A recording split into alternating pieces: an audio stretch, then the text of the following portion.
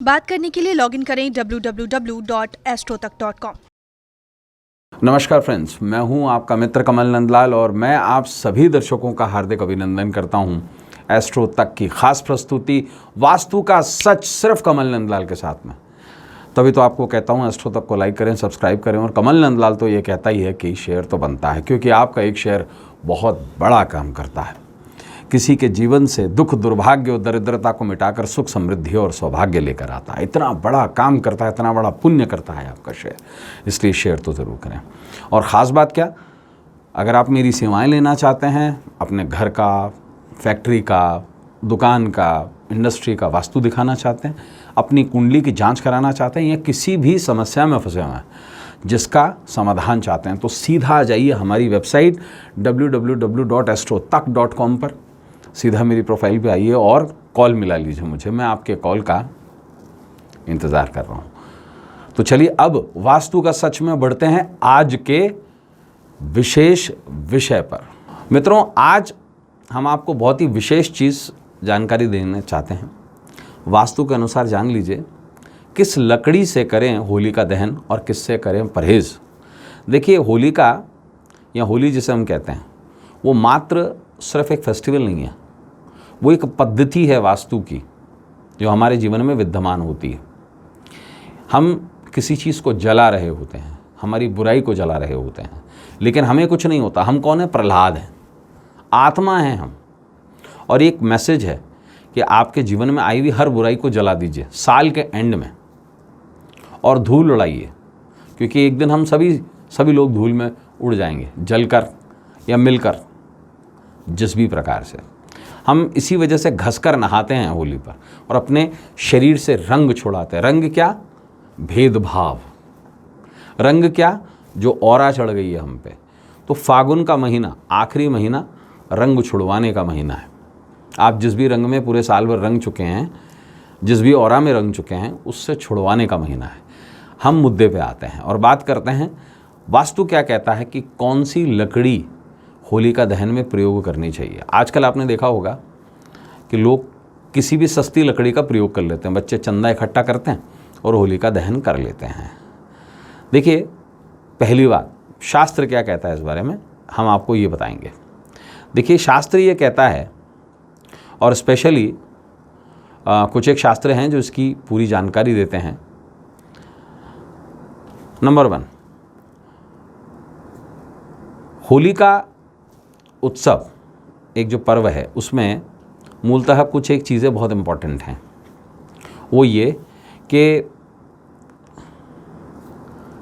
इसमें किस लकड़ी का प्रयोग किया जाना चाहिए और किसका नहीं। देखिए, राहु और केतु से संबंधित, यानी कि बुराइयों से संबंधित कुछ एक ऐसे पेड़ हैं जिनकी लकड़ियों को जलाया जाना चाहिए।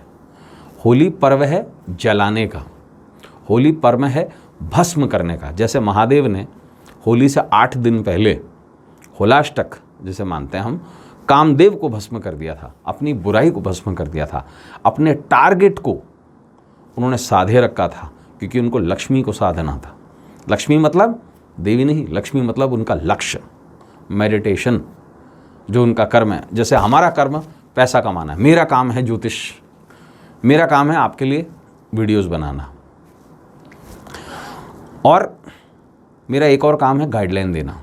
अगर मैं अपने लक्ष्य से विचलित हो गया तो मुझे एक ऑरा भटका लेगी, एक रंग ले जाएगा अपने साथ में। और कामदेव मात्र सेक्सुअलिटी नहीं है, कामदेव है आपकी कामना। क्या अपने कामनाओं के रंग में आप इतना रंग गए हैं कि अपने पथ से भ्रष्ट हो गए हैं? तो ऐसे में होली के दिन ऐसी कौन सी लकड़ी का प्रयोग करना चाहिए जिससे हमारे जीवन की बुराइयां जल जाएं? वास्तु क्या कहता है इस बारे में? देखिए, वास्तु ये कहता है कि इस दिन कुछ चीज़ों का प्रयोग निश्चित रूप से करना चाहिए, और उसका कनेक्शन जो है राहु केतु से होता है। पहली लकड़ी है एरंड की लकड़ी, एरंड। दूसरी लकड़ी है गुलर की लकड़ी। इन दोनों का प्रयोग करना चाहिए हमारे आरा अवरोह को बनाने के लिए। इसके अलावा गाय के उपले इस्तेमाल किए जाते हैं। गाय के उपले से कंसर्न जो होता है वो है गोवर्धन। गोवर्धन का मतलब होता है साक्षात राहु। हम जो रत्न पहनते हैं राहु का, उसका नाम क्या है? गोमेध। और राहु का सबसे अच्छा उपाय क्या होता है उसको ठीक करने का? जल में गौमूत्र में लाके स्नान करना। वाय गौ? देखिए क्या होता है, गौ सबसे ज़्यादा पवित्र है, लेकिन उसकी एक्सक्रीशन जो है उसका, वो राहु है जिसको हम जलाते हैं।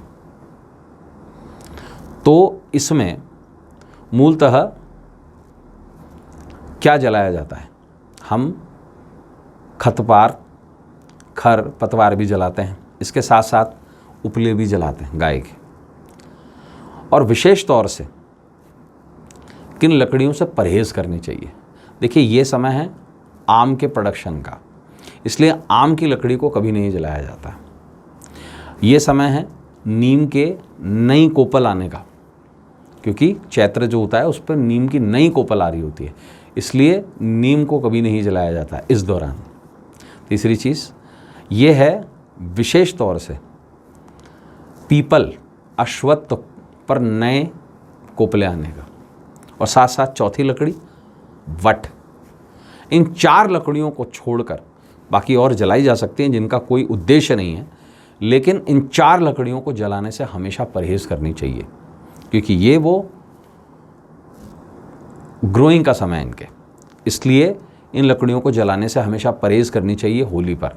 और वास्तु ये कहता है कि गुलर और एरंड की वो लकड़ियां हैं क्योंकि इनका प्रोसेस जो है समाप्त हो गया इस समय तक। अब इसके बाद इनके पत्ते, इनके टहनियाँ पत छोड़ेंगे, पतवार छोड़ेंगे। हर एक का एक ग्रोइंग सीजन है पेड़ का, इसी हिसाब से वास्तु भी डिफाइन करता है। अब इन लकड़ियों को क्यों चुना जाए? एक बहुत सीधा और सिंपल सा एग्जाम्पल देखिए। इन लकड़ियों में अब मॉइस्चर सूख गया है, जल तत्व समाप्त हो गया है, और विशेष तौर से अगर इन्हें नहीं जलाया जाता तो इनके अंदर कीड़ों की उत्पत्ति होती है जो हमारे स्वास्थ्य के लिए बहुत हानिकारक होती है। साथ बसात के अंदर गुलर और एरंड को जलाने से वायु जो तत्व है वो शुद्ध होता है। इसका एक बहुत बड़ा मूल कारण है कि इन 2 लकड़ियों को गाय के उपले के साथ और खरपतवार के साथ में जलाया जाता है, जिससे मच्छर, मक्खियाँ और बैक्टीरियाज जो हैं और वायरसेस जो हैं वो नष्ट हो जाएं। तो मित्रों आज के लिए बस इतना ही। कल आपसे फिर मुलाकात होगी वास्तु का सच में, जहां वास्तु के माध्यम से करेंगे हम आपकी समस्या का समाधान और आपको वास्तु के सच के माध्यम से बताएंगे शास्त्र अनुसार वास्तु किस प्रकार से आपके जीवन में तथास्तु बन जाता है।